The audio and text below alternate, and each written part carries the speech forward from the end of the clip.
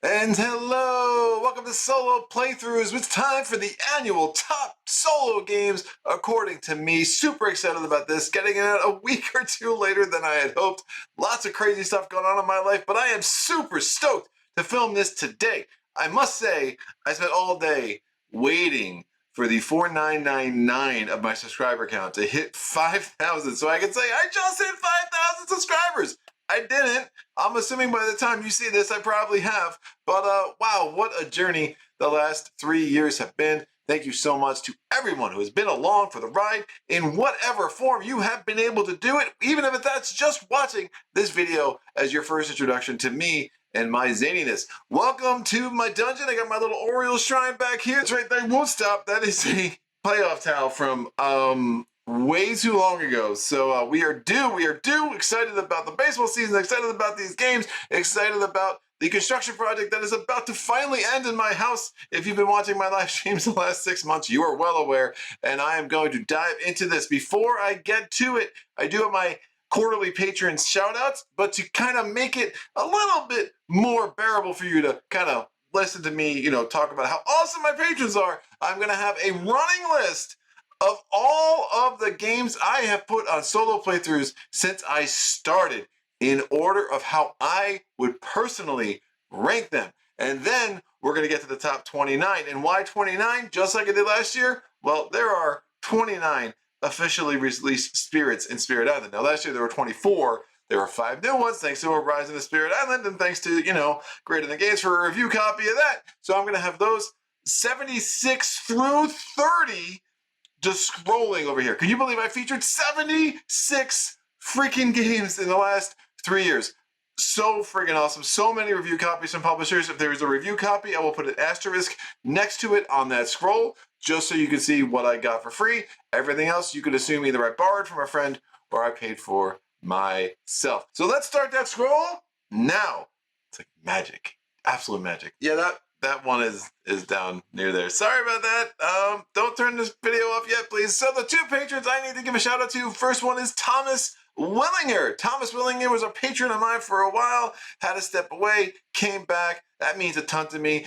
I'm not going to get into what we were talking about, but one of the most meaningful conversations that I've had in recent years was on Patreon through a message back and forth with Thomas. Genuine exchange of ideas. I totally appreciated the candor and the ability to have conversations with people about tough subjects. I mean, across cultural differences and across an ocean, a literal ocean, and the whole 9 yards. So really just appreciated that conversation and appreciate Thomas popping in. He has designed one of the coolest Maze Knight scenarios I've ever played. It is called Volcara's Banishment. It is designed for 3 players. It is super cool. It is super hard. If you want to get a copy of that, I don't know, put it in the comment section below. Or Thomas, if you're seeing this or when you're seeing this, try to get a link to it somehow. But it is very, very cool. Thomas is also the one who put Uprising on my radar. And whoa, do I love that game. So we'll see where that kind of falls on my list. Thank you, Thomas, for everything you have done for me as a patron and for supporting the channel. And let's move on to number 2. We got Joey. Joey has been one of my most recent patrons and coming in at the highest tier. Very much appreciate that level of support. And has additionally, put a lot more games in my queue in a way that is amazing. So when you see Frostpunk later this year, you can thank Joey. If you have watched my Swords of the Coin video, you can thank Joey for that as well. And when next time you see Warp's Edge, those little tokens are going to have a nice little clink clink to them. Well, a lot more than the the freaking cardboard tokens that I have been pulling in prior playthroughs of Warp's Edge. So Joey, thank you so much for your support, man. That really does mean a lot. Now look, if you want to be like Joey, if you want to be like Thomas, if you want to make sure that this channel can continue to do what I do and put out playthroughs of a wide variety of solo games in the months and years to come, go on my Patreon page. There is a link in the description below. See if there is a level of support that makes sense to you. If there is, please, it would be a great time for you to jump on board. Still hoping to get to a 2% Patreon ratio compared to my subscriber base. Not exactly close to that, but we got like 1.8 1.2, I don't know, somewhere around there. You math majors can put that in the comments, but any little bit helps. There are custom tiers that you can do. If you want to do $1 a month, $2 a month, you can do that. The patron tiers that I have set up are 3, 10, and 20. Other ways to support the channel, you got the solo playthroughs woof shirt. So if you want to go on my Teespring store and see if there's anything there, that would be something that you would be interested in getting. I mean, there's mugs, there's a whole bunch of stuff, solo playthroughs, logo stuff. I do want to try to expand that with some more interesting products in the future, but this is what we got for now. Additionally, you can always just leave tips on any video. There is a thanks button on every video, or you can come to a live stream and you can give a super chat. All the support helps. Most of the money I get does get invested right back in the channel, in equipment, and games. And I'm always looking at ways I can improve the quality of what I can do. And the support just means a ton as I try to do that. So again, thanks to Thomas, thanks to Joey. That scroll can end right about now. We got 29 games to talk about. Now look, I'm not giving you a caveat, because every year I give a caveat and someone says it's too long and whatever. So done. If you don't like my list, great. That's sorry about that. Go find another list. This is mine. It is not yours. Let's get to it. Number 29. And number 29 is 7th Continent. So it might be interesting to know that 28 of the games that I have featured on solo playthroughs in the last 3 years are no longer in my collection. And that does include a few games that will be on this list, as obviously number 29. Yeah, this is not the cover of the box of 7th Continent. The 7th Continent I did give to a friend, and the more time has passed, the more I appreciate what 7th Continent is and what it does and the adventure it provides. Some of it's a little bit grindy, some of it's not really perfect. The permadeath was kind of a bad idea. The chapter system in 7th Citadel, whenever the heck that releases, will probably make it a lot better. But there's a lot of cool things the 7th Continent did. The puzzles were very interesting. Each of the curses to lift was a very nice challenge, but the replayability just wasn't there for me. I tried a couple of times to combine the various curses and see if I still had any interest in exploring the game, and I just didn't. But that game itself is really solid for a solo gamer especially. I highly recommend someone trying to get just the base game, get a few of the curses. A couple of the expansions are really solid. Icy Maze, Forbidden Sanctuary, super, super interesting curses to lift. Some really, really fun gaming moments. And yeah, you might want to house rule that permadeath thing. But just, just saying, unless you really want to go through the 30 hours again to try to lift a curse if you die right by the end. But it's a very, very cool game. Nothing quite like it that I've played as much, although Aeon Trespass does give me some 7th Continent vibes, and I think that Kings of Ruin, the next Tainted Grail, will also kind of give me some of the vibes as well. It is a little bit of filing cabinet, the board game, but, you know, you kind of get used to that, figure out how to do that pretty quick. While I won't play it again, it definitely belonged on this list here at number 29. So let's go on to number 28. Number 28 is Black Sonata. One of my favorite things that the channel has encouraged me to do is to explore these small box games. This is a very tiny game. It's relatively inexpensive. It can be a pain to track down the Fair Youth expansion, which I would recommend that you track it down. I was sent a review copy of the Fair Youth expansion by Side Room Games. But yeah, excellent little game. I mean, hidden movement solo. I was super curious about this game for a couple of years. Was super glad to pick it up. And yeah, it delivers. This game is going to stay in my collection. The small box games are going to have a better chance of staying than the bigger games.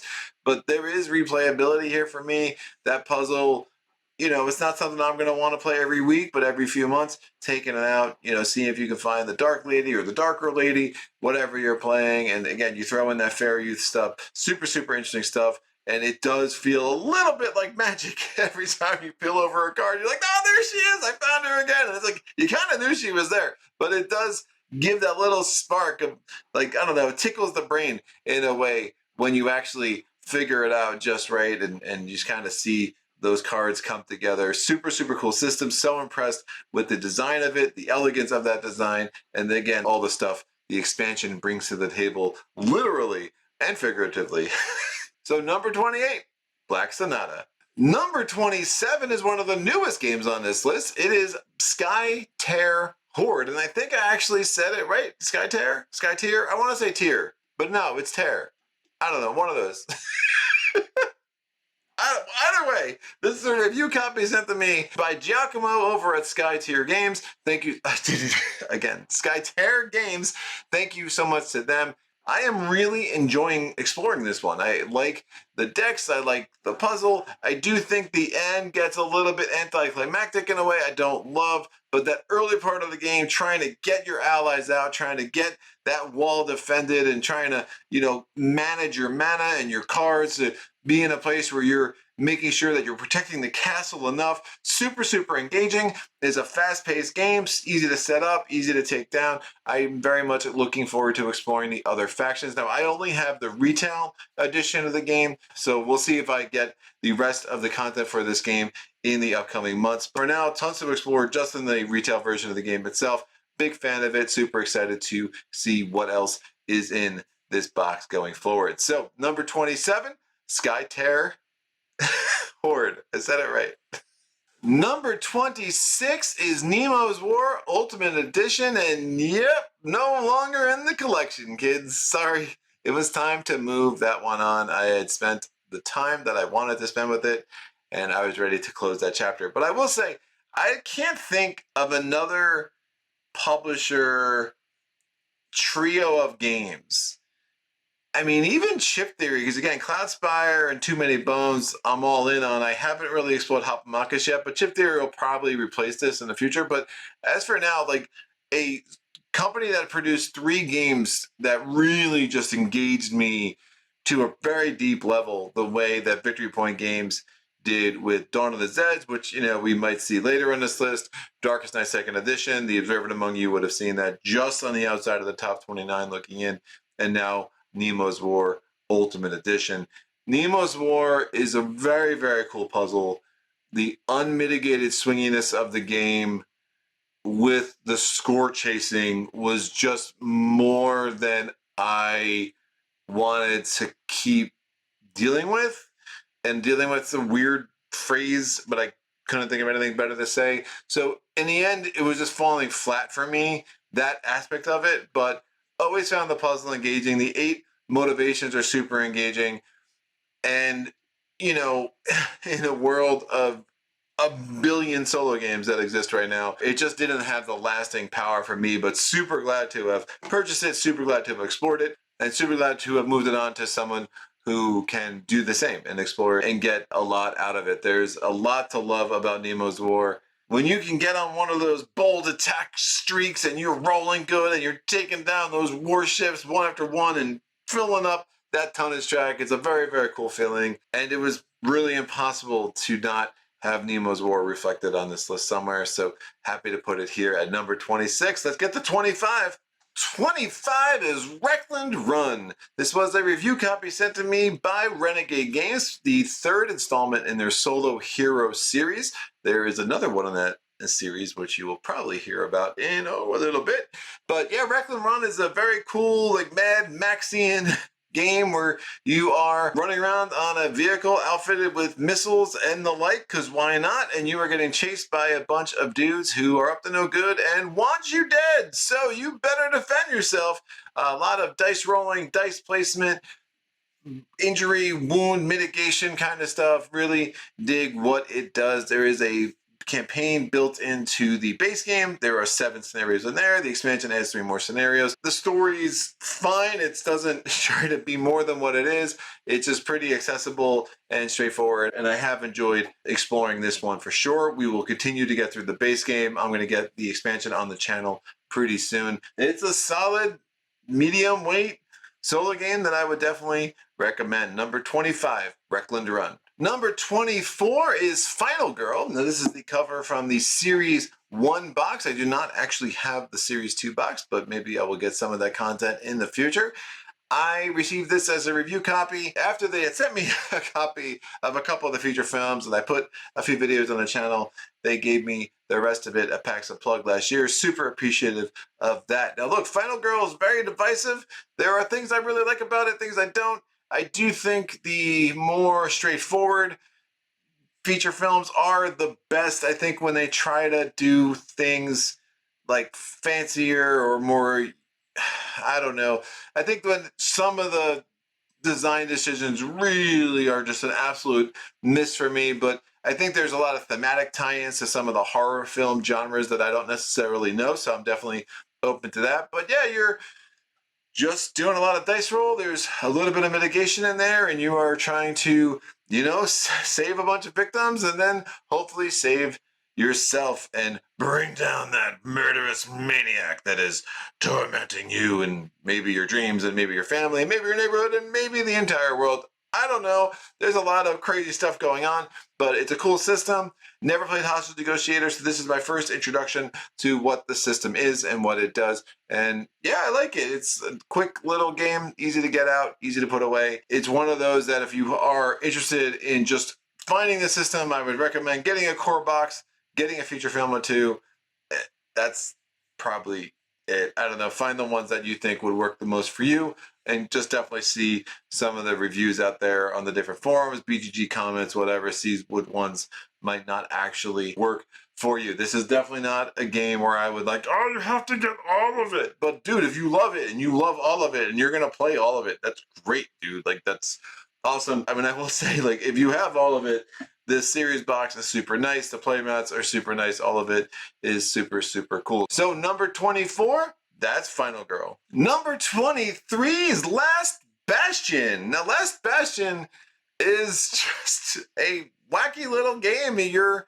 And it's not, I gotta stop saying little. This actually isn't that little. It is based on ghost stories, which I've never played, but understand is super, super hard. Last Bastion is also very hard, but supposedly the difficulty has been toned down a little bit along with the new theme. I love the art in this game. It's super generic fantasy, but it's really well done for what it is. And I've just grown more and more to like that tower defense-y feel, survive all these rounds, onslaught of enemies coming at you, trying to fight them off, get the big bad or two interspersed throughout the entire game, and really, really dig a lot of what this puzzle does with, getting the equipment to make things easier so you can kill the enemies. We'll see if I get it back on the channel, but was super glad to have picked this up secondhand, and it's been a big hit with different friends that I played it with. It's just a nice little game to get. Again, there's that word little, not that little. It's just a nice shorter game that we can throw in if we have like 30, 45 minutes and just want to chuck some dice and see if we can't, save the Bastion from the swarms of enemies that are, just, again, no one really likes me or the characters that I play in these games. It's going to give me a complex one of these days. So let's move on. But Last Bastion, number 23. Number 22 is The Lost Expedition. They had to go all fancy and make their box like a book thing, so I can't really hang it like I hung the others. But that's fine. I will forgive them for, being creative with the boxing. But The Lost Expedition is just solid. It was recommended to me by a patron, Alfred. Very glad he put it on my radar. And it's just a nice little game. Now, this one's actually little, unlike the other ones that I keep saying are little that aren't little, but that's fine. This one, actually little. Travels well, super fun. Just throw that deck together. You're basically trying to see if you can find that lost city before you just succumb to the elements that you're up against, and the animals and the snakes and the thunderstorms and the poison ivy and whatever else is trying to kill you. The natives, like, it's a lot. A lot of badness. When I first started learning this game, it was like, I'm going to be very, methodical, and I'm going to try to build up some kind of engine where I always have the food and ammo I need. And then, no, dude, you're just going to die. It's like, nope, explore, explore, explore. Oh, I need to kill dude to get, whatever. Your guys are not going to survive. Not all of them. You just need one to get to the Lost City. Yeah, you might want all of them to survive to get a better score. We all know how I feel about score chasing in a game that has a very difficult win condition. Yeah, not something that I'm going to care about too much in this game, but very, very fun game. Would not recommend it non-solo. It is not a good experience. At least it wasn't for me, but the solo game, solid. And I do also have the various expansions for this game as well. The Fountain of Youth expansion, which has like 3 or 4 different modules in there. And then I have a couple of promo cards that I hunted down, which I don't normally do. So, but they looked cool and wanted to throw them in there. And somebody, a commenter, put them on my radar. So, you know, you guys just keep putting things on my radar and costing me money, and it's great. Thank you so much. So, Lost Expedition, number 22. We're getting close to the top 20. Are you excited? Let's move on. Number 21's next. Speaking of number 21 is Rove, or obviously the results-oriented versatile explorer, because sometimes you want to be a robot traversing across the terrain of Mars and just making fun little patterns. So, speaking of little games, yeah, very, very little. This is a review copy sent to me by Button Shy, including a bunch of expansions for Rove. Super grateful to them. And yeah, we just went from having a box that was like opening like a book, and now we have, you know, a little bit of a wallet game, which is super, super cool. Big fan of a lot of what Button Shy has sent me in the last year, so super glad to have been able to explore some of those games. You will be seeing another playthrough of Rove in the future with all the expansions. I also have Numsters that I'm going to get to. I really like Battle Crest. Wild Tales was surprisingly fun as a little campaign game. So lots of good stuff in small packages from Button Shy. Rove for me is by far the best, the one that I'm going to want to come back to now and again. It just tickles something in my brain as you're trying to get those modules in the right placement to satisfy the pattern so you can advance to the next level and get enough to actually claim a victory for that cute little robot dude that is just jumping around Mars like the best of them. So that is number 21, Rove. And number 20 coming up. Number 20 is Madara, Unintentional Malum, Act 1. And yeah, we went from the smallest of the small to the biggest of the big, I think, on this list. And I love this game.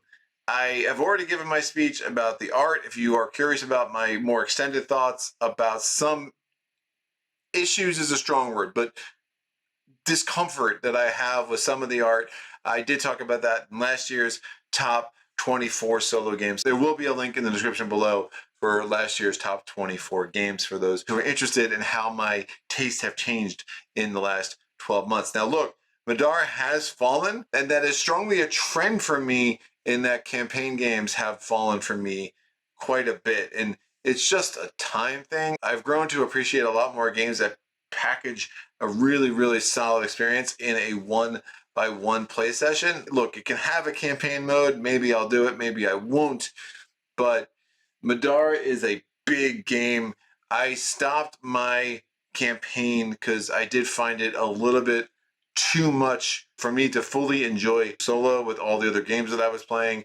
I'm very eager to get this to the table with 3 of my friends at some point, hopefully in the near future. So again, this was a review copy sent to me by Succubus Publishing. They are just about to deliver on their latest Kickstarter, which has Act 1, Act 2, Act 3, Act 1. Honestly, if I finish Act 1 in my lifetime, I will consider Act 2 and Act 3. That time is not now. This game is huge. It becomes a storage problem. So let me finish Act 1 first, and I'll worry about Act 2 and Act 3. But I really, really love the systems in this game. I love the combat. I think it's super, super smart. The give and take that happens on individual roles, I think is really, really sharp. The story is really long, but the free foreteller app that came with it was super smart. That's really helpful. You can be listening to the story by foreteller as you're taking things down, setting it up. So that really, really works for me. And Folded Space did send me a gorgeous insert for Madara that I am so grateful to Folded Space for sending me a review copy of that. So yeah, this is a game, man. If you like anime at all, especially, I cannot recommend that you look into this enough, but maybe it's not where you want to go because it's a big commitment. There is a mode that you can play without controlling 4 characters and still play solo. I've heard mixed reviews about that. It does seem like this game was intended to be played with 4 characters. If you have a designated table and you can really play this every day and for as long as it takes, great. That's amazing. I wasn't able to do that. So for me, I did have to kind of move on from my campaign, but super excited to restart. I did pick up the update pack in the latest Kickstarter for Madara from Succubus Publishing. So I'm absolutely excited to get back to this game at some point in the future. And it is just an incredible game. I mean, again, it was too much for me as a solo game, but it's still, for me, a top 20 solo game in just the experience that it gives you, the mechanics that are there, and just how, oh, it's just sweet when it all comes together and that game can really start to hum. This might be my favorite game that I want to play and just don't play in recent months, but we'll see if we can, change that. I do have two friends that are really interested to try. We just need to find ourselves a third at this point. So that's number 20, Madara. Small to big, back to small again. Here we are with Friday. Friday's just a good game. I don't know why I like it so much. I just do. I really love the fast play of it, the ultra deck thinning challenge, but you got to make sure you hold on to that last life, and then you can kind of start to rebuild. And seeing those combos come together for those pirate battles at the end is just super, super satisfying. This is one of those games that will absolutely wreck you and wreck you again and wreck you again and wreck you again, and then something will click and you're like, oh, I see. You kind of feel like the dumb Friday cards. Like, you are the moron for a while. And Friday is just looking at you as it looks at Robinson Crusoe and saying, you're an idiot, and that's fine. But, you eventually kind of figure it out. But even then, it could still be a very brutal experience, even if you know what you're doing, and the challenge that is there is super, super fun. So I like this one. We'll see if I get it back on the channel at some point in the future. But for now, it will just have to chill here at number 19 on this list. Let's go to number 18. Number 18 is Space Empires 4X. The longest live stream I've had in my solo playthroughs career. I think that one came in at a good 7.5 hours, something or other. Woo, that was nutty. And that was just the base game. So I still have Close Encounters. I have Replicators. We have all good things coming in the near future. And it's just a daunting task to find the time to invest to get Space Empires 4X back on the channel. I posted a photo recently of my table, and this was sitting on there, and I think I got 4 comments of people like, don't tease us. Like, where's Space Empires 4X? Woo! We're gonna get back to it. I also have Talon, which is by the same designer, Jim Crone, where it's just more of a look at the combat systems. You could merge the two games together, use this for more of the exploration, and then when you get the combat, go to Talon. We'll see if I ever do something crazy like that. But this is a really interesting game, man. Those economic spreadsheets and like seeing them all kind of work as you're building up your economy and you are buying new ships and you're investing in different research and you're trying to slowly grow as you have these alien empires come and try to take you down, or the Doomsday Machine, or whatever is going to be in the scenarios that I will embark on in the future. But I really have enjoyed this game in a way that surprises even me for what it is, because it doesn't look like a game that should be a lot of fun. I'm very glad I have some Excel spreadsheet skills, because I have used those to my advantage to help make the management of this game a lot easier for me. And you'll see those if you do watch any of my Space Empires 4X videos. This was originally put on my radar by a patron, Philip. And again, super glad that he, pointed me in that direction. And I jumped in. I have all of it. All of it. It's just a matter of finding the time to continue to explore it the way I like to explore games. And hopefully that will happen this summer. I don't know. We'll see. No promises, but I'm hoping to get back to it this summer for sure, because it is such an excellent, excellent game at what it does. So that is number 18, Space Empires 4X. And now number 17, Baseball Highlights 2045. if you're going to make a deck builder that I'm going to love, it's going to be Baseball Highlights 2045. I've had so much fun playing this with my family. My brother, my father, my nephews. We had a big tournament at the last family vacation. Of course, my old man beat me in Game 7 of the World Series, and it was crushing. Crushing, I tell you, but super, super fun. Really just enjoy the little things in there. If you're a baseball fan and you know the players, especially, I think there's a lot that's gonna like tickle your brain and be like, oh my gosh, like just the idea of like how the names are combined and just some of the little nuance, especially all the stuff with the Grand Slam expansion, which is like 10 mini expansions. I don't really love the stadiums. I don't like the managers. I think they just add wrinkles that just aren't very fun, or at least I did find them very fun. But everything else is just super cool, and you know, the idea of like the robots and the cyborgs and the naturals are fan favorites, but they kind of suck compared to the others, but they raise you more money and you need the money to buy better free agents. I just think it's so well done.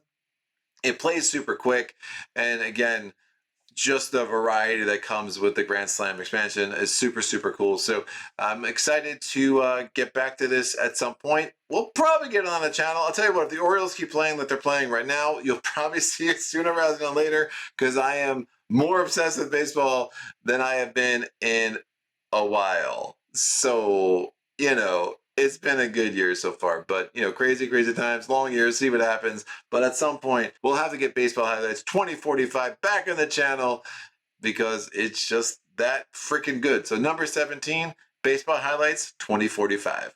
Number 16, Scythe, or whatever else you want to say.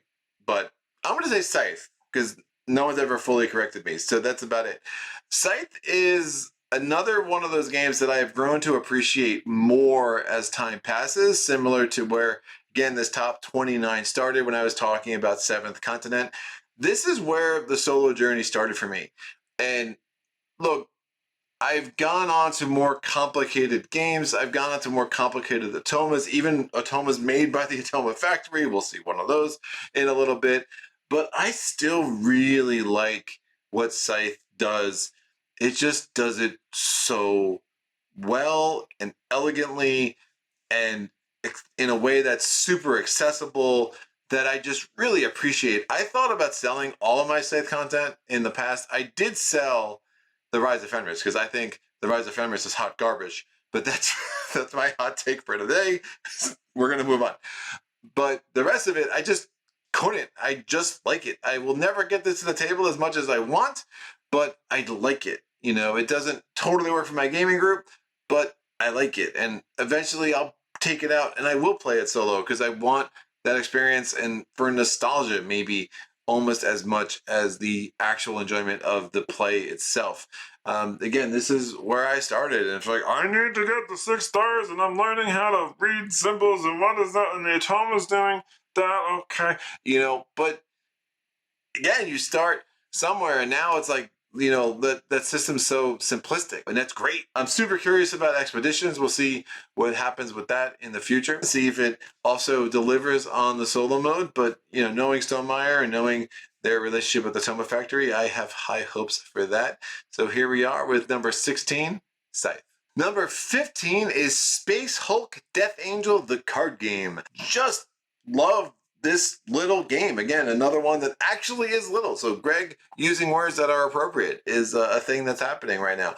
Yeah, Space Hulk is just a fun little game. I love kind of setting out with all the Marines now. It's just like, all right, put out 12 Marines and see who we can shoot and see how we can survive and see how we can get that puzzle to come together. It is crazy to me. It is a game of binary choices, but those choices are super interesting. Again, once you start the game, it's like, all right, you can use that thing or that thing. And well, how can you get that puzzle to work? And then which of your Marines are going to do this? And how can we line up the order of operations that you can have that guy do this because I'm going to do that, and just try to kill all these Marines. Like, yeah, that die can be brutal, but it is what it is. You have the support tokens with the rerolls. I think that's a pretty smart system, and there's enough variety even in just the base game that I do enjoy going back to it, and that puzzle just doesn't get 100% stale to me. I understand there are expansions. I will never pay the prices that those expansions cost. Just no, thank you. I could buy a car for those expansions. It wouldn't be a good car, but I probably could find a car for cheaper than those expansions on the secondhand market. So that is that. But yeah, Space Hulk Death Angel, the card game, a fun one. Don't be like me if you're trying to buy this game and buy the Italian version, unless you speak Italian, because that wasn't fun. But, you know, we live and learn, and we move on. Speaking of moving on, this was number 15, Space Hulk Death Angel, the card game. Let's get to number 14. Number 14 is Resident Evil 3, the board game. This is actually the cover of the box from the expansion, because I wrote all over the cover of the box from the base game. Not maniacally. I use it for storage of card sleeves, and I wrote card sleeves on the top, and then I realized that was probably a silly thing to do. You know, people, I do silly things sometimes. But let's get back to Resident Evil. Resident Evil 3 was a review copy sent to me by Forge Games, and yeah, it has fallen for me. It was in the top 10 last year. It is now down here, just as a reflection, again, of me not loving campaign games as much. I played through the campaign in the base game twice. I played through the campaign part of City of Ruin one time after that. The rules can be a little ambiguous, and there can be some other like weird quagmires you find yourself in, but overall, the game just encapsulates the idea that you are in a freaking zombie-infested world so well. The stealth is super cool. The need to kind of move and then close doors carefully, open doors carefully, work together with the other members of your team that are on the same scenario. All of it's just like really, really cool. The minis are not amazing, but they're good enough. They do the job. And, you know, when you got those rabid dogs growling at you and jumping at you from across the room, and you get the exact roll you need to take those dudes down, or you're up against the friggin' big nemesis guy himself, and you know you're out of bullets, and now you're just down to a melee, and like, I better hit, otherwise I'm gonna get, you know, lose some health and get infected, and that's bad. And hopefully someone's around with some spray to revive me. I don't know. There's just so many cool moments that come out of this game. That tension deck is just perfect. The color is perfect. The art is like just super thematic. Like all of it just kind of sucks me in to that game, and really do enjoy what it does and enjoy that campaign, and highly recommend it. I am confused by the Resident Evil line from Steam Forged. I know there was a Resident Evil, I know there's Resident Evil 2. Then they came out with this. This at the time was definitely the best iteration of the system. And then they kind of went back to Resident Evil. So it's like a new Resident Evil, but it's like the fourth in the series, but the numbering's all different because they're following the numbering from the video games. And I don't know. I'm super confused by all of it. I think Steam Forge could do better in like explaining obvious weird things of that, or maybe I'm just not that smart, but I can't figure it out. This is the Resident Evil that they sent me. I'm unlikely to be exploring this campaign again.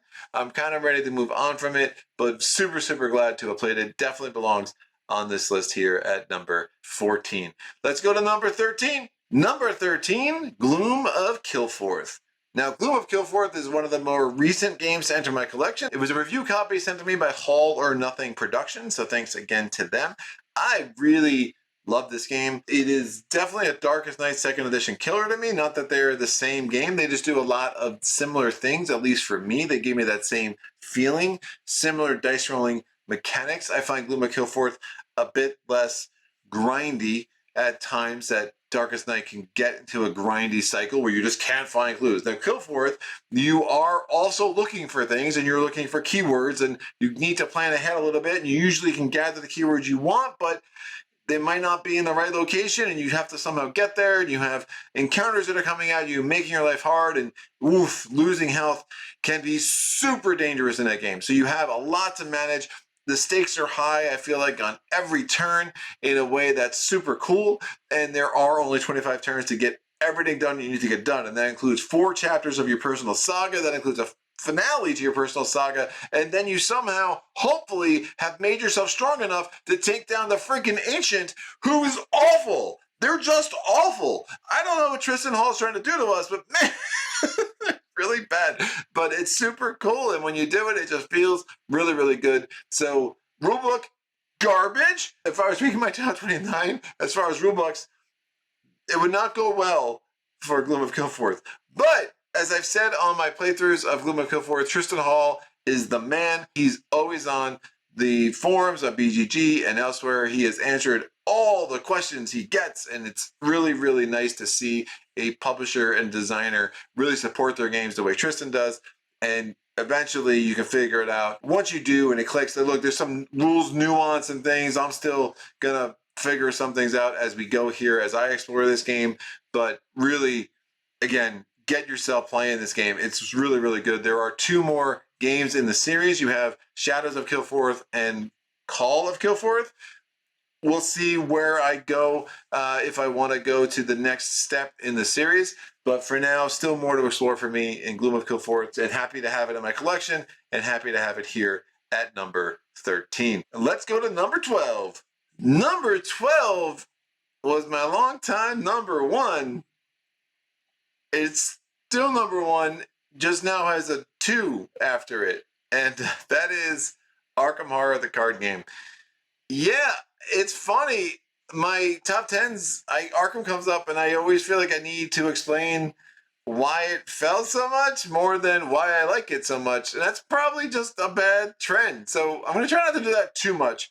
I will say I have sold off the second half of my Arkham collection. It was time to just call it done, other than I'll pick up side scenarios as they come out, novellas if they produce any more. But for me, this game was at its absolute sweetest and is at its absolute sweetest with base game, which again, you're just starting, right? Night of the Zealot is not the most amazing campaign, but Dunwich, Carcosa, Forgotten Age, just those 3 campaigns are just awesome. And I loved exploring this game and playing it, and I played the absolute crap out of it. I don't play it really much at all solo anymore. I do play with my friends. And that's cool. It's just where the game has fallen for me. I don't have that urge to play it much solo, although I do want to get the most recent side scenario on the channel at some point. So you probably will see another solo play of Arkham Horror LCG on the channel in the next few months, because I did just get Foe or Folly.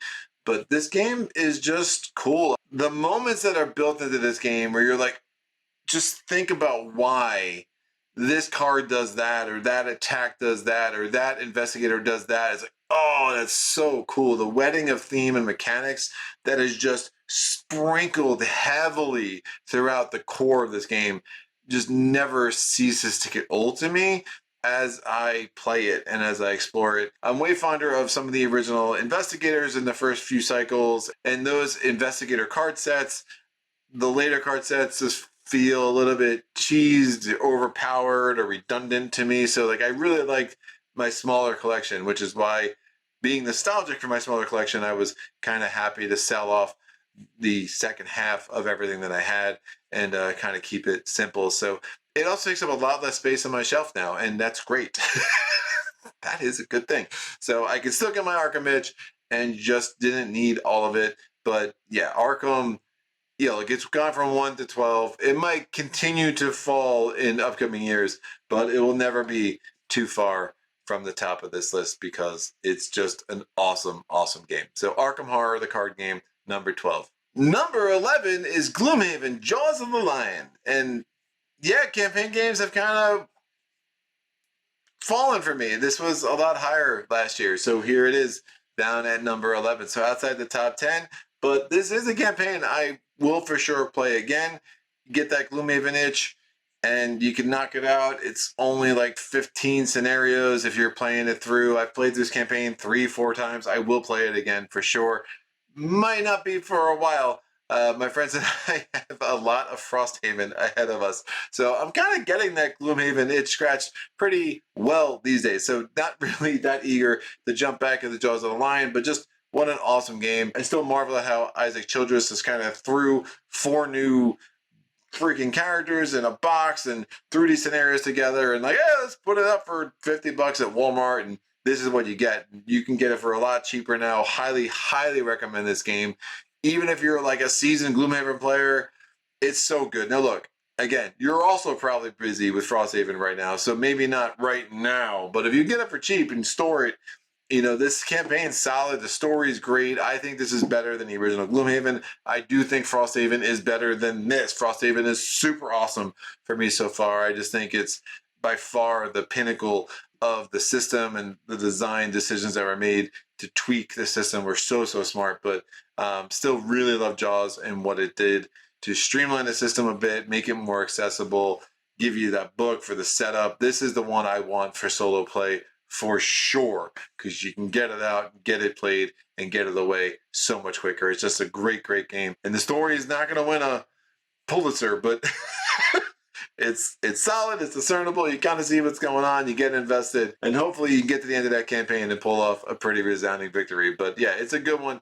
Gloomhaven, Jaws of the Lion. Now we're finally here. It's the top 10, the toppest of 10. There is no 10 that has ever been more 10 toppy than this top 10 list. Something like that. Great. We have number 10, the Champions of Horror. That is right. I love this game, man. I love the puzzle, what it does. I love the onboard, in-hand difference with the cards. It's super slick to me. I am super worried that my love for this game is going to wane as I start exploring more scenarios and realize just how imbalanced most of the scenarios are. There are a lot of questions about this game. There are no answers that have been forthcoming from the publisher or the designer. They both just kind of walked away from it. So figure it out on your own. But the early scenarios that I played are super cool. I find the different heroes, the different champions, super interesting. A lot of what this game does is draws me in. It's got that crazy like anime feel, art. The world building is super interesting. I don't know what's going on half the time, but the characters are just awesome. The art is so different. It does a lot of very cool things. And again, that card play system, in hand, on board, flipping things around, the extra actions, the tightness of how those puzzles work together, the way you need to get your ultimate and gather the different magic of the different colors or the different essence or whatever the heck they call it to get up to your ultimate again, if you can do it. The deterministic combat where you're having to balance your health very carefully, or you just take that death at times because that's the right play depending on the scenario, how many times you can die. You go back to the dojo, you come back out into that super interesting, beautiful world that is there for you. I just really love this game. The world shift and how the tiles need to be arranged in the right thing, and then it just does so many cool things. It's a very cool game. Super glad to own it. Super glad to continue to explore it. We will see this back on the channel. I still have a few more solo scenarios in the base game. Then I have the expansion characters. I haven't even started to explore them at all. So we have lots of content with Champions of Horror for months and years to come. So super excited about that. So number 10, Champions of Horror. Number 9, Warp's Edge. Another game from the Renegade Games Solo Hero series. Another review copy sent to me. They sent me the base game. They sent me the Byron Invasion expansion, the Anomaly expansion. Just super cool stuff. Lots of really cool things to explore. Each ship is different. Each mothership is different. The enemies are super interesting. The skills are super interesting. It's just got a lot of fun things going on with it. I love the bag building element and just how some of the different strategies can come together, and how you're like, oh, I want to evade that guy, but that's going to really clog my bag up, and I really want that, and maybe I just take this damage. And you're managing your hull, and you're spending energy to fix your hull at times, and you're having to manage all that, but I keep spending energy to get stronger lasers. I really need one of those things. I just find it all super compelling. It's fast-paced, super quick, easy to get to the table, easy to kind of take down, set up the tray in the game is super nice. It, could be a little bit bigger when you have the expansions, but just a little bit. The premium tokens are awesome. Thanks again, Joey. So I will be enjoying that in the future playthroughs of this game. But yeah, Warp's Edge is a lot of cool things, really well. This is a solid game, and just seeing the quality of solo-only games that is coming out from publishers today, and having a company like Renegade saying, no, we're going to invest and develop some awesome solo games. Just absolutely love that. So big fan of Warp's Edge, and here it is at number 9. Let's go to number 8. Number 8 is Cinewatch. Another publisher did this book thing, and it's the only way I can get that to stay on the hook. So, you know. Normally, by the way, there's a big puzzle of Camden Yards. Camden Yards is the home field of the Orioles, for anybody who doesn't know that. And they're a Major League Baseball professional baseball team, which is another thing, which, who cares? Whatever. I digress. Set a watch. I want to talk about the Orioles all the time now. Do you know who Gunnar Henderson is? But never mind. We're going to move on. So we have Set a watch. What a freaking game, man. I got a review copy of the base game of this at PAX Unplugged from Rock Manor Games, and I just wasn't expecting that much. I'm like, this is fine. I like the boxes with the magnets. They do things for me. We'll see. And then I started playing, and I was just like, what? This game is freaking awesome. Like, it just hits for me. The 8 different characters. Again, if you have the base game, the deluxe edition, that's 8 different characters right out the box. And the monsters were cool, and the abilities were cool, and just seeing the way you're trying to balance using your abilities, but then needing to heal. And then you have like the rerolls. You have to seal some of the unhallowed away, otherwise you're going to run out of unhallowed. And yeah, just really, really love the puzzle that it presents, and I've very much enjoyed exploring it since. Now, it has gotten to this place for me, like with Swords of the Coin and Outriders, and like there's a lot of just gray area of like, all right, well, how are you supposed to build balanced decks now, and what does that look like? And then you have all these new dudes that have this merchant mechanic, which I just don't love, and like, I don't know, there's a lot. The base game's great, and I'm still learning how to figure out how I want to use the rest of it. So Set a Watch does seem to go in that direction where publishers are like, I'm going to give you all this content. Figure out what's best for you. Like, I hate that, dude. I don't want to be a board game designer. Just tell me how to play your game the best. And they don't do a lot of that. There's a couple of like recommended decks in Swords of the Coin. I'm excited for the next, what is it, Unvisited Isle expansion for Kickstarter, and it has a campaign in there. I think that will do more of like, hey, here's how to set this up, here's how to play it, here's the challenge, and I like that. For now, I'm gonna muddle along, and we'll see. So there will definitely be more playthroughs of Set a Watch in the next few months. I'm, again, a huge fan of this game, and again, thanks to Joey, we have the Outriders now, have Swords of the Coin, so a bunch of things to explore here on the channel, and put it up at the insane level and see what happens, man. This is one of those games for me.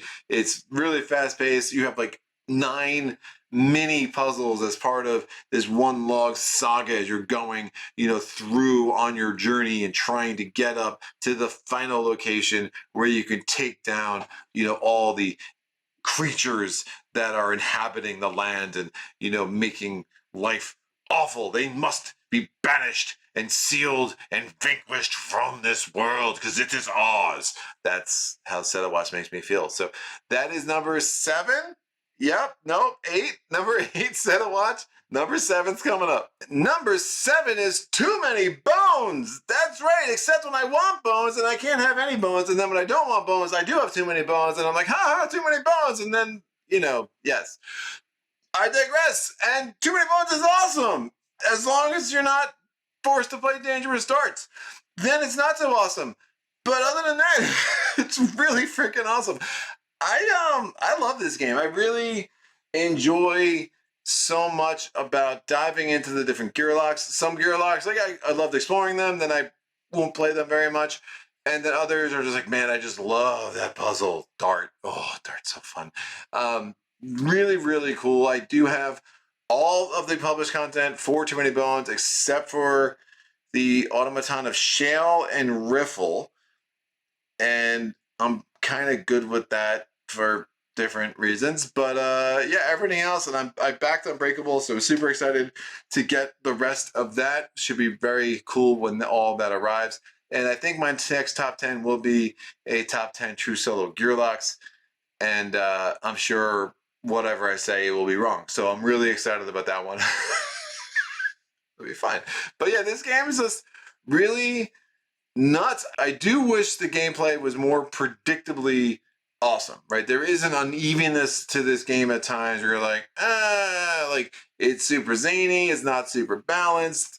in some ways. The any die can really just absolutely destroy you, especially in true solo games. I do tend to want to play this game more with 2 gear locks. It just shines more. I think the design was better balanced and more thought through for cooperative play than it was for true solo play. But true solo is an excellent way to learn. The fact that you do have unique encounters for true solo play is super nice, and content very much worth exploring. And then you add again 40 days, and you have Splice and Dice. Again, review copy of Splice and Dice was sent to me, so thanks to Chip Theory Games for that. It's just a cool game. Like, nothing else quite does what it does.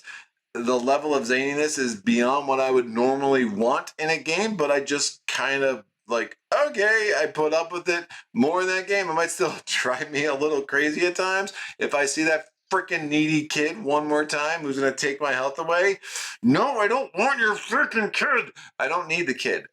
Everything else is fine. Or dangerous arts. Everything else is fine. Or dexterity games where I'm flicking a die because that's somehow belongs in my high-level tactical strategy game. I have issues with this game, but I still freaking love it. And I think that just the world building that was created is just that good. And, Chip Theory Games knows how to do that, and it knows how to bring super quality components, and it knows how to bring memorable experiences in a way that they just delivered in this game. And just it hits just enough notes so well that it is definitely going to be in my top 10 for a while. So here we are. Too Many Bones, number 7. Let's go on to number 6. Number 6 is Cloudspire. So here we are in Chip Theory Games Corner, kids, as we round the bend toward number 1.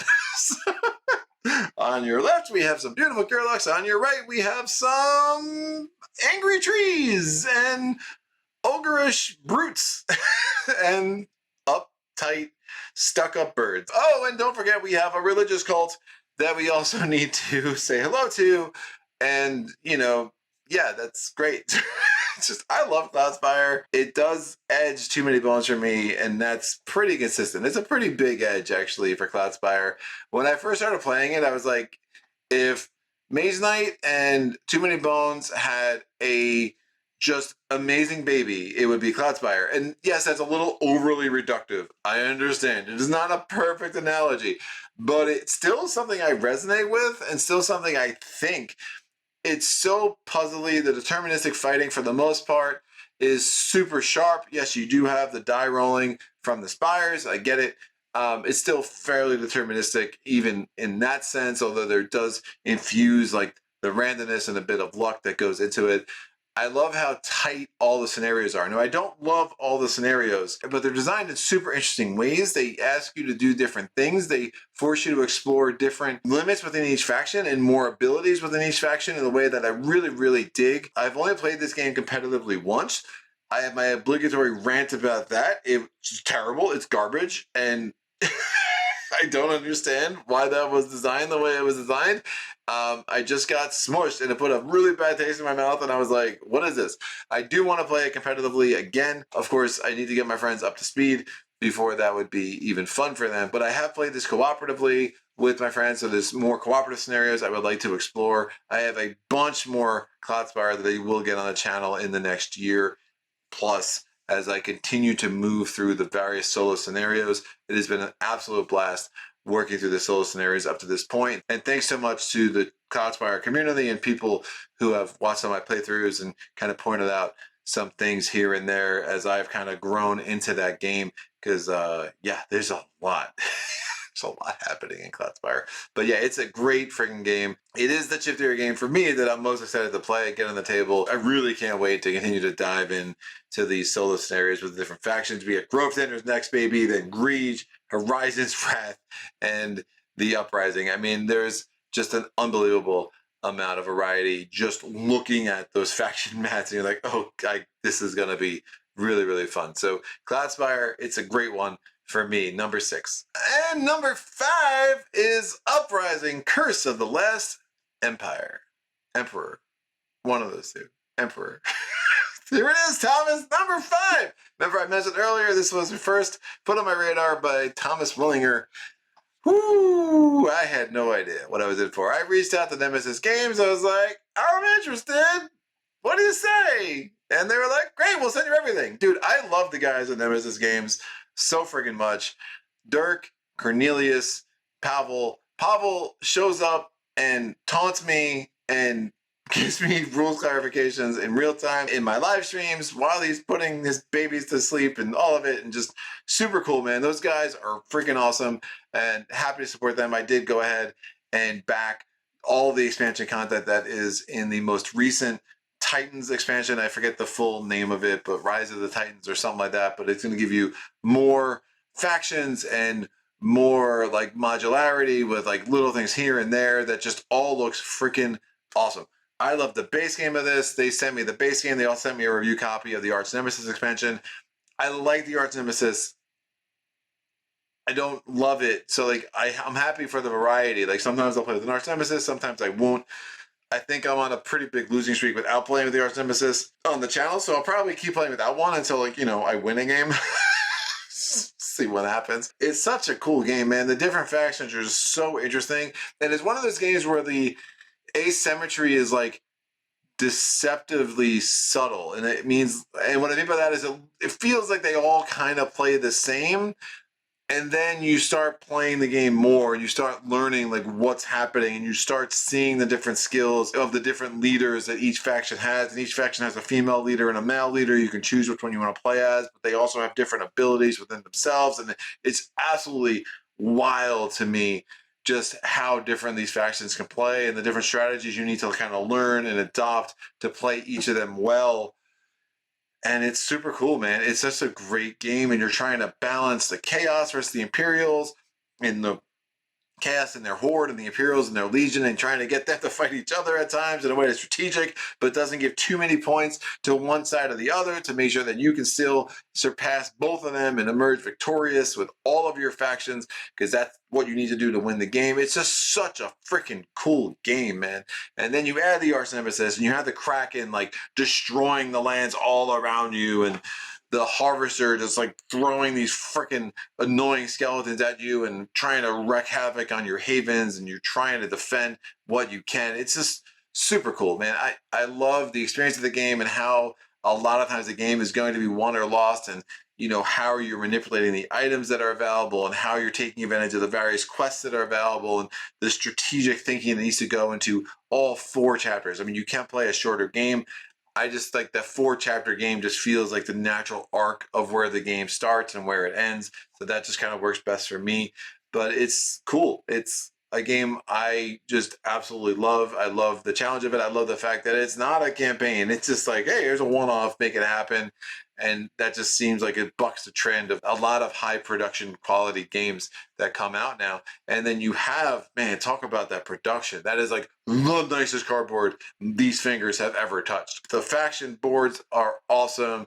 The standees are just absolutely breathtaking. I'm so glad that it's not a mini game. It would be so much bigger. It'd be so much more expensive. It is perfect. Those standees are absolutely beautiful. And I know like they had to work with their manufacturer because they were like trying to do, you know, colored acrylic, and that was pretty new at the time. And then the art is like super, super cool. I've introduced this game to a number of friends. They've all loved it. They've all had a pretty epic experience with it.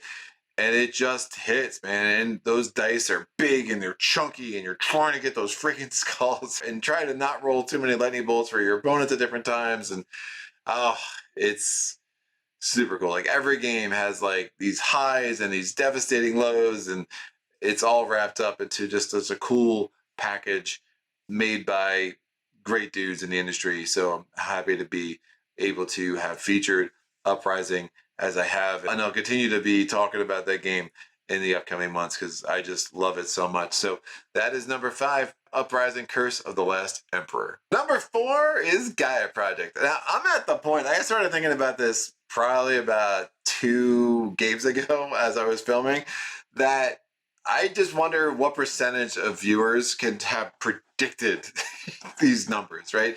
There's not a lot of intrigue or suspense in these numbers because, you know, I yammer a lot and I like what I like. This is where you get into the games for me that have just hit for me for the last few years, and that's going to continue to be the case. You'll see like a Warp's Edge, and you'll see a set of watch kind of break into the top 10, and I'm sure that's going to happen every year. We have one, maybe two new games in my top 10, but the top of the top's pretty set for me, and Gaia Project is just so freaking good, man. I just love that puzzle so much. I love how I've played this game so much, and every game I feel like I have to like learn a new like something. I have to learn a new strategy. I have to explore this idea that I have. Oh, maybe I can pull off a victory this way, or I can explore this, or I can try this.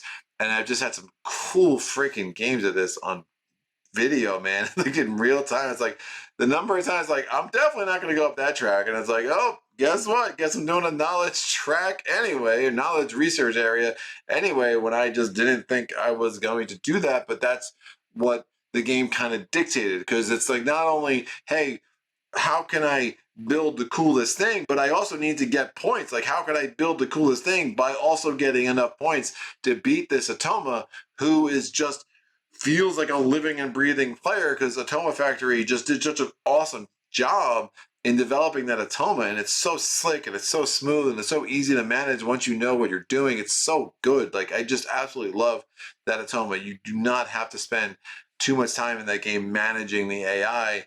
It's just like, boom, all right, they're doing all right, this, their priority is great, done. That's done. And I just cannot get enough of the puzzle of this game. Again, it is a little bit beat your own scorey. I've said that before. You know the Atoma was in a score between 140 and 160, usually right around 145, 150. You need to score 150 plus. Can you do it?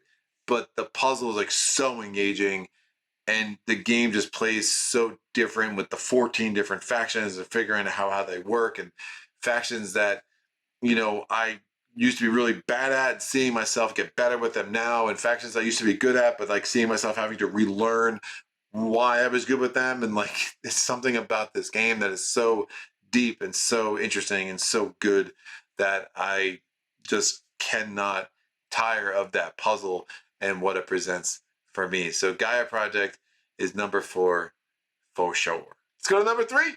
And number 3, again, no surprises here, Dawn of the Zeds 3rd edition. I mean, what can I say that I haven't said the last 2 years? I love this handsome man and this beautiful game and everything it does. And it's just such a cool design. Again, Victory Point Games has given me that trio of games that has really captured my imagination, captured my desire to explore a game and master a game. And out of the 3, Nemos War, Darkest Night 2nd Edition, and Zeds is the one that is just has that extra thing that just clicks with my brain. I just find it so entertaining. I find it so fun. You can get smashed and you're still having a good time. It's funny. It's campy, intentionally so, in the best of ways. The expansions add so much. The moments that it creates, the hero arrives is still one of the greatest cards and feelings you'll get in board games. Like, yes! I hear it's a real hero, dude, in your game to do some real hero stuff or die the very first time they go to combat. And it's like, well, you know, it was nice while it lasted. Or didn't last, as the case may be. It's just so good, man.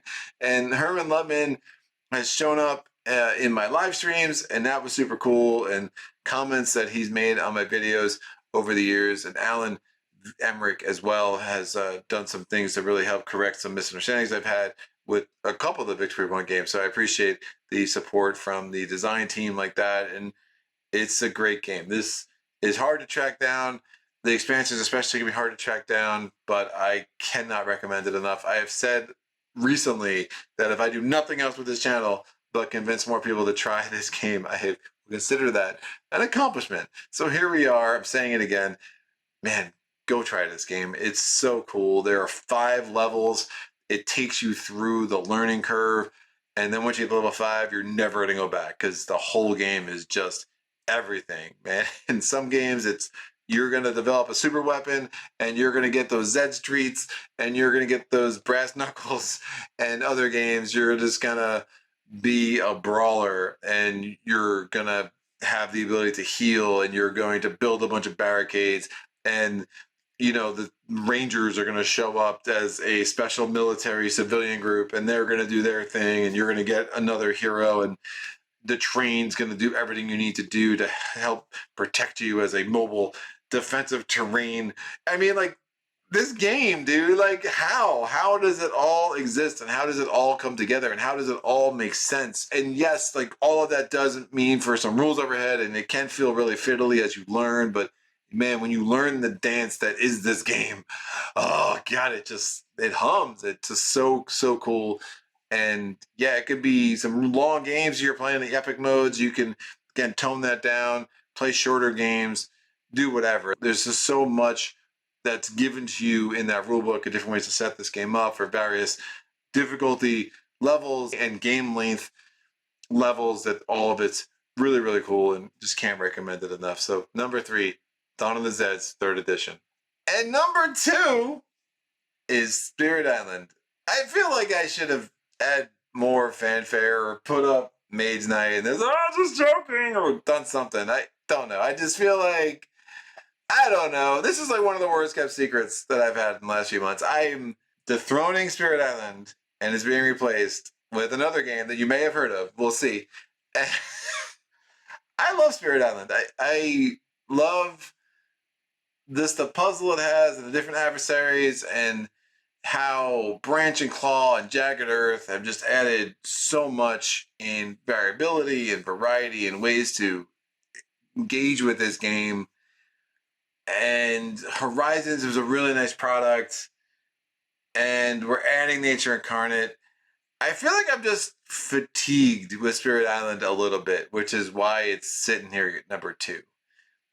And that's just kind of normal for me. I guess when a game gets more and more content, and I'm like, when's this going to end? Like, I understand it. Like, I'm super happy for Eric Royce. He's a cool friggin' dude, and he came on my channel, and I love that interview.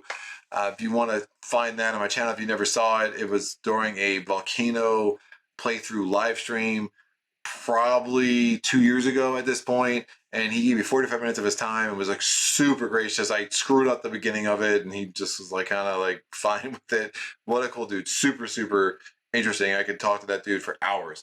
And the game's great, and I get why they just want to add more to it. And if there's any designer and publisher I should trust to do it well, it is going to be Spirit Island, because Eric Royce and Greater Than Games and what they've done with Jagged Earth and how amazing that expansion is. It's just an incredible expansion. I still think Branch and Claw is more essential, but Jagged Earth is incredible. So if you get through the base game and Branch and Claw and you want more, Jagged Earth is there for you. But I'm like, all right, we're good. I don't need 17 more aspect cards and more scenarios and another adversary and 10 more spirits. You saw that I got to the place with Arkham where I sold off half my collection because I didn't need all those extra investigators. So I am one of those people, like, I like to go back and replay the same spirits over and see if I can learn new strategies or take on new challenges against different adversaries or the same adversaries, or we'll see how games develop. And now it's like, oh, okay, more. And I'm going to get it because I love the game, and I'm going to explore it, and because I love the game, and it's a big part of my channel. Like, make no mistake, I mean, it's Spirit Island and some other game that are a huge part of what I do and a huge part of why I love solo games so much. But there's just a lot, dude. I don't know for sure. Like, that probably is the primary reason that Spirit Island is number 2. It just feels like number 2 this year. And maybe it'll be number 1 again in the future. And maybe it'll be number 3. It's still just an amazing game. And I absolutely love it. I'm loving doing more of those playthroughs and just getting it on the channel once or twice a month like I do. And just the ability to kind of see different spirits engage against these level 6 adversaries. And maybe I'll start combining adversaries and we'll start doing these, difficulty 13 challenges or whatever crazy crap people do. on the internet. For me, like those level 6 adversaries, they're great. I love that challenge. That's kind of a sweet spot for me. But yeah, that might change, right, in the future, and there's a lot to explore. And I love like having a game that has that rather infinite scalability where you can find new ways to make it harder as you progress. I mean, my favorite games do that. So Spirit Island, look, incredible game. I'm always gonna love the feeling of getting things presence out there and turning one into a beast and going and mauling an invader, right? It is a super awesome game, and all the variety and how thematic each of them are. Even last week when I played as Ocean and just kind of sensing that wave go on and come off and go on and come off, and just it's cool. It will always be cool. It's just an amazing game. Enough things have been said about it. Seeing the universality of appeal of Spirit Island and how much it has come to mean to so many different kinds of gamers, I think is so cool. I don't think any other game on this list has approached that kind of universality where you see it as a number 1, number 2, number 3 game on so many different kinds of content creators in this space. And, Luke Hector from Broken Meeple, you look at Jared Carmichael for 3 Minute Board Games. There's a reason why this is the number 1 of so many different creators. It's just super cool. It's just an amazing game. Why do you hate Spirit Island? Why is it number 2? It's number 2. It's amazing. It is what it is. Let's move on. Number 1. And number 1 finally getting their long overdue flowers for me is Mage Knight. It's good, and it's complete, and there's no new content, and it's amazing, and it's just keeps bringing me back. The depth that is there, the various scenarios, the ways you can explore the game through Tesla, through the different heroes, through some of the fan-made stuff that's out there. If you really did want something new, Mage Knight just delivers. The epic experiences you will have in this game, the way you start and you can barely defeat the simplest orc, and then at the end you feel like a freaking god because you are just wiping out a city, or wiping out the necropolis, or wiping out the Hidden Valley, or wiping out Volcara's army. Whatever scenario you played, it is so cool. That character progression is amazing. And like Spirit Island does that too, right? You start as like a weak little spirit and all of a sudden, tsunami. But Mage Knight, just the way it does it is wild, right? And you compare it to like something like Gloomhaven, where you start with all your powers and all your health, and you're usually kind of wounded and kind of just trickling to the end with like 5 cards left, if you're lucky, depending how aggressively you play it or how unlucky you got as the scenario went out, and assuming you won the scenario. Whereas like Mage Knight, it's like, no. You might start with a bunch of wounds in your deck, especially if you play like me and, you're playing as Arethia, but make no mistake, the power spike is just there, and it's simultaneously gradual and sudden in a way that is just so well balanced, so awesome, and so finely tuned. And again, the infinite scalability. If you know your skill level in the game and you've played enough, you've probably put it at a level where it's gonna come down to like 1 or 2 flips of a card, whether or not you can pull that challenge off. And that's great, man. I just absolutely have grown to appreciate the design of Mage Knight more and more over the months and years. And that's even considering that cold toughness doesn't work against Arcane Immunity. And that's so dumb, but it's okay. We'll move on. And for Sajit's sake, I'm going to recruit a scout and defeat a Manticore with the scout at some point this year. That is my primary goal for 2023 and beyond. Maybe. Not really. All right.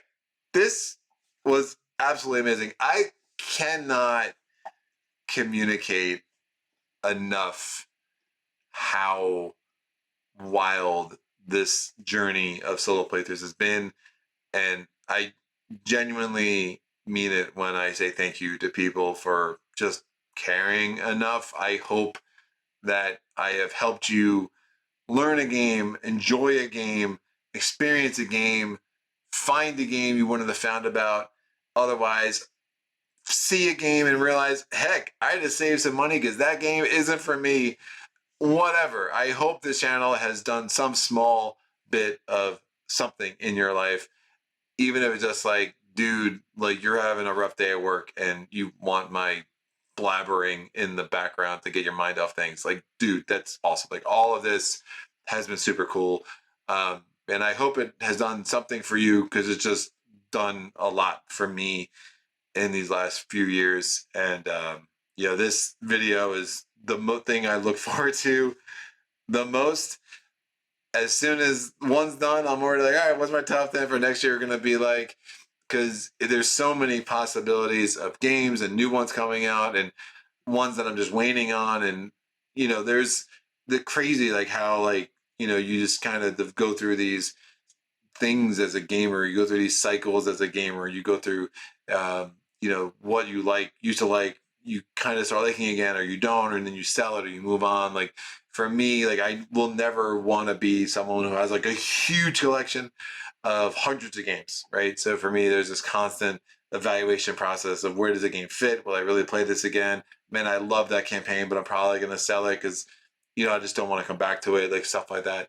So that journey's been really fun. And the fact that I could share all these games and all these random thoughts I have about these games and things I love and things I don't, these experiences, and sharing the laughter of like my epically awful dice rolling live, and have these moments in the chat, all of it, like it's super cool for me, and I'm just glad that the channel has become what it's become, and you've bore with me through really bad tech and horrible audio and silly mistakes that I'll still make from time to time, and just trying to have some fun with some board games and doing it with others, in this solo gaming community and board gaming community in general. So hope these games have been fun for you. Again, not a lot of surprises in this top 10. Hopefully the minimum, the the rest of it, maybe you learned about some games, maybe you didn't.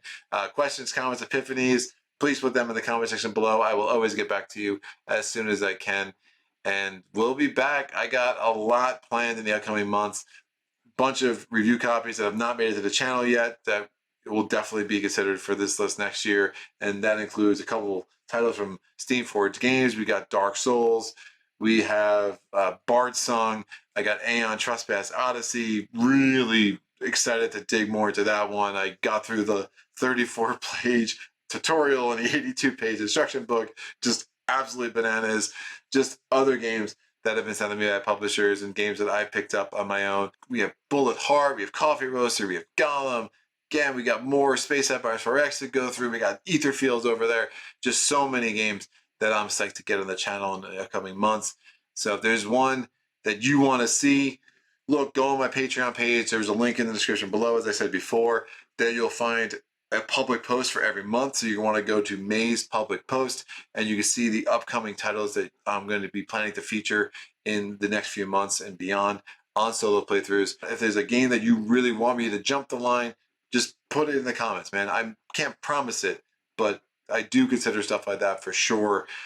If you would consider supporting the channel while you're there on Patreon, again, see if there's a tier of support that makes sense for you. If not, thank you so much for making it this far in this video. I hope it was fun for you. As always, it was a blast for me, and I'll see you next time. Until then, happy gaming.